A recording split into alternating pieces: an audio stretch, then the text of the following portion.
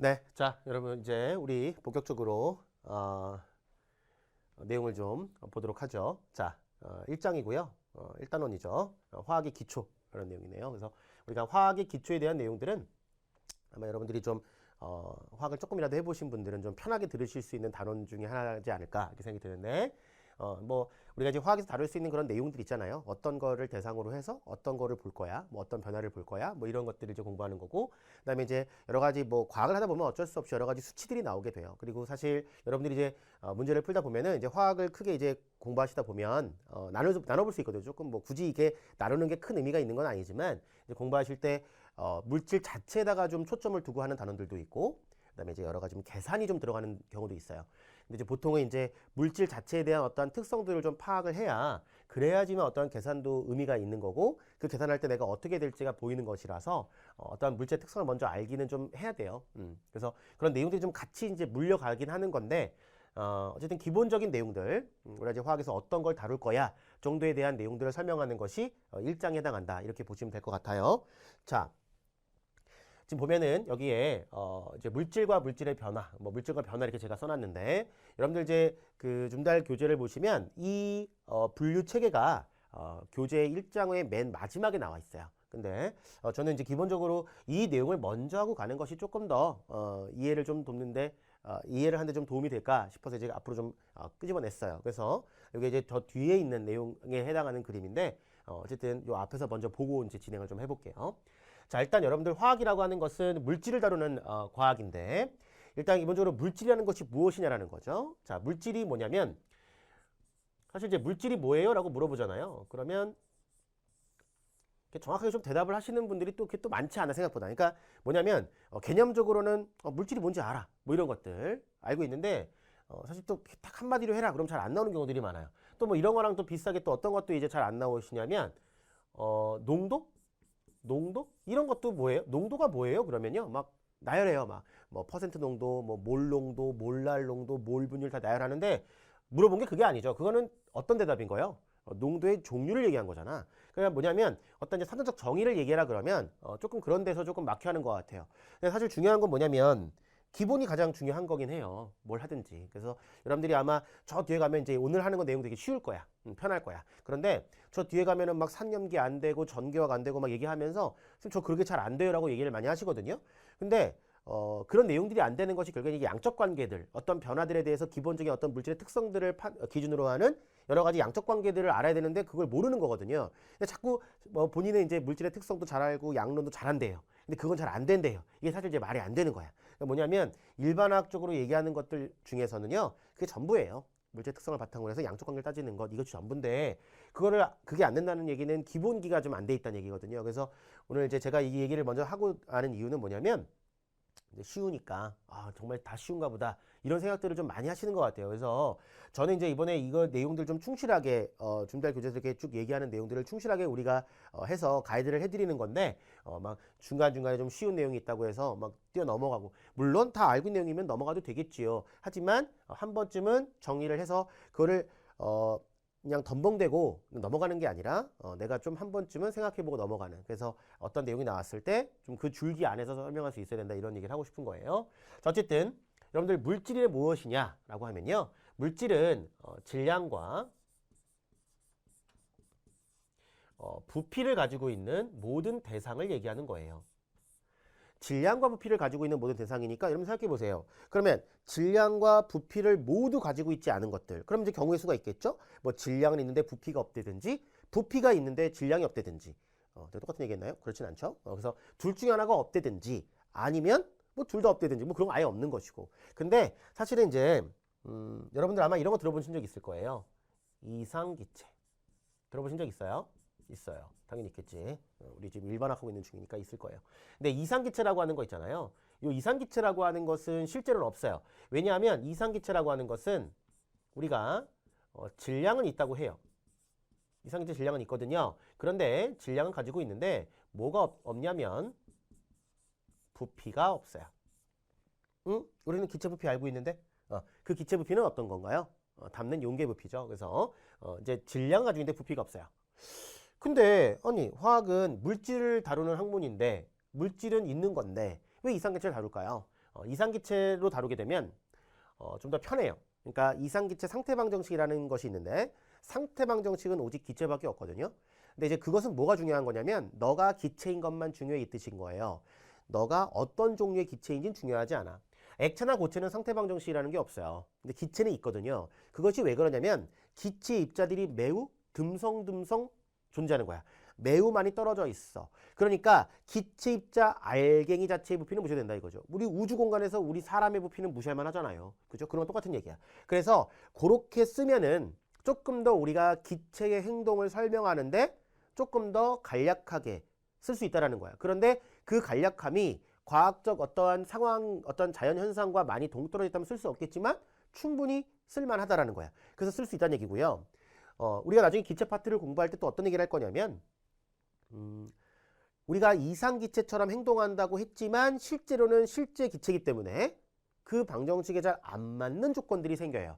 그래서 그 조건들이 무엇인지도 볼 거고 그 상황에서 어떻게 해결할 수 있는지에 대한 부분도 간략하게 공부를 할 거예요. 그러니까 우리가 기본적으로 물질이라고 하는 것은 질량과 부피를 가지는 모든 대상이고 화학은 그러한 물질을 대상으로 해서 뭐 중간에 여러 가지 뭐 가정 조건이 들어가서 없는 걸로 가정하고 푸는 경우도 있겠지만 우리가 다루는 그 본질 자체는 머릿속에 있는 본질 자체는 어떤 거예요? 질량과 부피를 가지고 있는 모든 대상이고 그런 내용을 다룰 거야 이 뜻인 거죠. 근데 여러분들 화학책을 보시면 어떤 책이든 다 이 물질에 대한 분류 체계는 있죠. 물질에 대한 분류 체계 있는데 이거를 나누지 못하는 학생들은 거의 없어요. 정말 화학을 처음 배우시지 않는 한은 이거를 나누지 못하시는 분들은 거의 없거든요. 그리고 또 이런 물질들이 무엇을 의미하는지도 대략적으로 다 아세요. 근데 이렇게 나누는 이유들이 뭐냐면 우리가 앞으로 배우게 될 그런 화학적 내용들, 우리가 단원별로 나눠져 있잖아요. 그런 내용들에서 이런 물질을 다 다루게 됩니다. 그래서 이제 알려주는 것이고요. 그럼 여기 보니까 물질이라고 하는 것은 이렇게 질량과 부피를 가지고 있는 모든 대상인데 여러분들 보시면요, 여기 우주의 모든 물질이 단지 100여 종류의 원자. 이 종류라고 쓰면요, 이렇게 원소라고 쓰는 게 조금 더 표현적으로는 좋은 것 같아요. 이렇게 원소 이렇게 하는 거. 원소는 종류를 얘기하는 거야. 되겠죠? 그러니까 우리가 H나 O 원소는 종류가 다른 거예요. 하나는 수소, 하나는 산소니까. 그런데 자, 자연계에는 엄청 많은 물질들이 있는데 그 물질을 구성하는 것은 단지 100여 종류의 원소다. 그것은 뭐냐면 다양한 조합으로 이루어져 있겠다라는 생각이 든다는 거죠. 그래서 이렇게 다양한 결합, 우리가 이제 원소들이 결국 어떻게 되냐면 다양한 결합을 하게 되거든요. 우리는 이제 화학 결합에 가면 대표적으로 이런 걸 배우게 돼요. 공유 결합이라든지 이온 결합이라든지 이런 것들을 배우게 되고요. 그리고 또 우리가 공유 결합을 배울 때는요.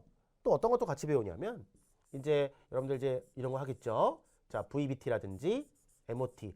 이제 우리가 중달 교재에서는 우리가 이제 이거를 이제 보통 원자가 결합이론 부르는데 이제 중달 교재에서는 이거를 편제된 전자 모형, 그래서 localized electron model 이런 말을 쓰고요. 그다음에 이제 MOT라고 하는 것은 분자 궤도 함수 이론, molecular orbital theory 이런 말을 써요. 그래서 이제 우리가 원자가 결합 이론, 분자 궤도 함수 이런 걸 배울 거고요. 그 다음에 이온 결합에 대해서는 화학 결합 자체에서 배울 때는 본 하버 사이클이라고 하는 본하버 순환을 배우게 돼요. 그래서 이것은 이온 결합이 만들어지는 과정에 대한 얘기들, 에너지적인 측면들을 볼 거고요. 그 다음에 나중에 저 뒤에 가서 고체, 액체 및 상평에 가서 결정 구조를 보게 되면요, 일종의 이제 어떤 결정의 구조, 크리스탈린 스트럭처라예요. 결정의 구조 이런 것들을 보게 되는 거예요. 그러니까 기본적으로 우리가 다양한 어떠한 물질들이 형성되는 것은 이런 다양한 결합을 통해서 만들어진다 이렇게 얘기할 수 있다라는 거예요. 자, 근데 이때 이 물질들은 결국에는 그러면 화학 결합이 달라지면 다른 물질이 된다 이렇게 생각할 수 있다는 거야. 그런 게 이제 바로 화학 변화예요. 여러분들 화학 변화는 뭐냐면 원자의 재배열이에요. 화학 변화라고 하는 것은 원자의 재배열이 있는가 뭐 이렇게 보시면 되는 건데 여기 보시면 여러 가지 조성으로 되어 있니? 라고 물어봤어요. 그랬더니 아니요. 그러면 얘는 어떤 뜻이야 그럼? 한 가지 조성으로만 이루어져 있다. 한 가지 조성이라는 게 한 가지 종류의 원소로 되어 있다 그 뜻이 아니에요. H2O 그러면 그냥 물 분자 그러면 H2O로만 되어 있는 거예요. H와 O로만 되어 있는 거야. 그렇게 조성 일정하다 이런 뜻이고요. 아니다 그러면 이렇게 혼합물 왔는데 그럼 이런 거 한번 볼까 대표적인 거? 설탕물 그러면요.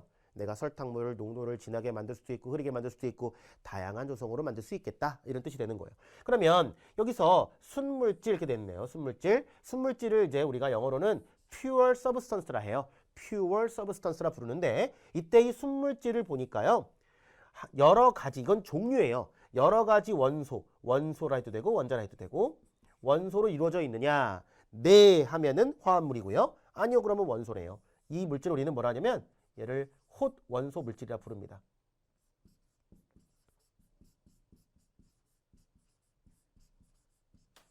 홑 원소 물질이에요 라고 불러주는 거예요. 한 종류의 원소로 되어 있습니다. 자, 됐죠? 자, 그러면 이런 거 한번 해볼까요? 어떤 거 있을까요? 뭐 이런 거 한번 해볼까? H2. H2가 실제로 존재하는 형태의 물질이에요. H 원자는 H2를 구성하는 물질인 거야. 그러니까 대상인 거야. 가장 작은 입자. 되겠죠? 자, 물질은 기본적으로 존재하는 것이고 실제로 H라는 건 없어요. 중간에 나타날 수 있지만 우리가 얘기하는 수소 기체, 수소의 성질을 가지고 수소기체 성질을 가지고 있는 애는 H2란 말이죠. 그다음에 뭐 O2 이런 거 가능하겠죠? 뭐 Cl2도 가능하고요. 그다음에 뭐 황 이런 거 가능할 것 같고. 그다음에 뭐 여러분들 아이언맨 이런 게 뭐예요? 철이지. 그다음에 Na. 사실은 뭐 아이언맨 그러면 그 철 남자인데 철은 아니에요. 사실 걔는 뭐 무거워서 못 날아요. 그럼 어쨌든 영화도 나오지, 그지? 자, 볼게요. H2, O2, Cl2, S, F, Na 이런 것들이 있는데 지금 보니까요. 이런 애들은 상온에서 어떤 상태예요? 상온에서 기체네요. 얘는 뭐죠? 고체예요.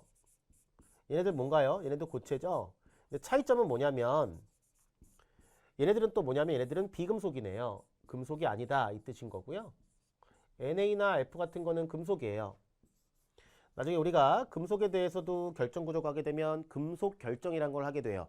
금속 결정에 대해서 얘기하고 여러 가지 금속들이 전기 전도성이나 열 전도성이 좋은 이유들은 뭐 전자 바다 모형이라고 하는 어떤 뭐 클래시컬한 그러한 얘기를 하기도 하고 아니면 밴드 티어리, 그러니까 띠 이론이라는 걸 가지기도 하고 뭐 이런 얘기를 할 거예요.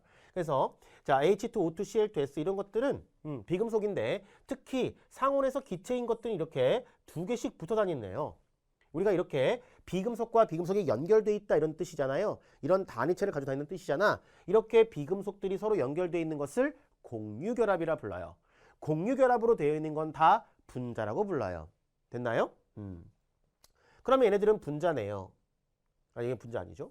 얘 분자네요. 자, 얘는 뭐예요? 얘는? 분자 아니죠. 그죠? 됐어요. 그럼 이제 이런 것들이 있다라는 거고요.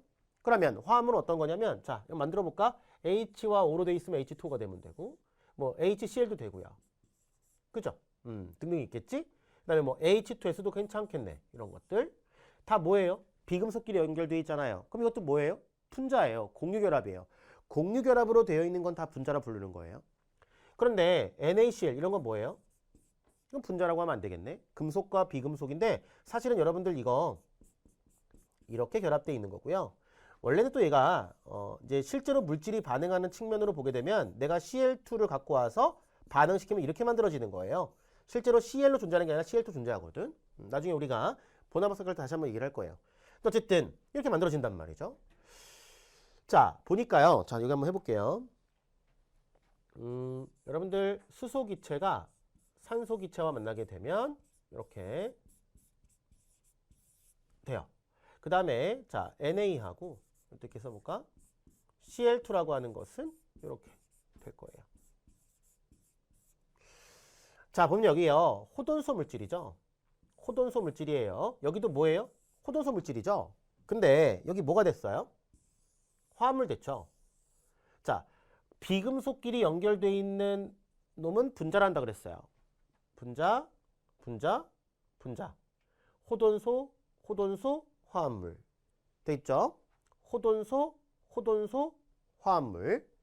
분자 아님, 분자, 분자 아님. 됐죠?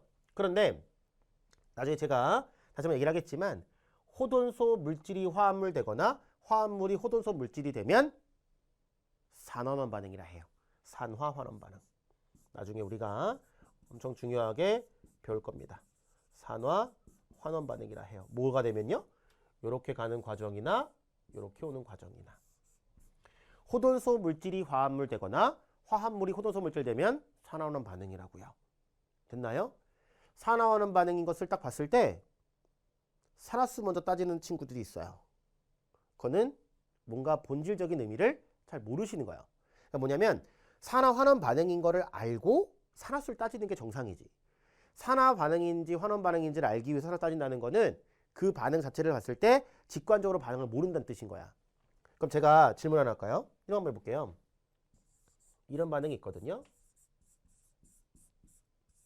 왜 호돈소 물질이 화합물 되거나 화합물이 호돈소 물질이 되면 산화환원 반응인지는 제가 저 뒤에서 다시 한번 얘기를 하겠습니다.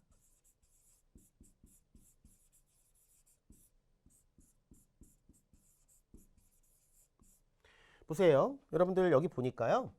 호돈소죠. 여기 화합물이죠. 근데 별 보니까 얘는 이렇게 된 것 같아요. 얘는 이렇게 된 것 같아요. 그렇잖아요. 그죠? 그러면 호돈소가 화합물 되고 화합물 호돈소 됐으니까 산화하는 반응인 거야. 일단 이거 먼저. 산화수 따지는 건 그 다음.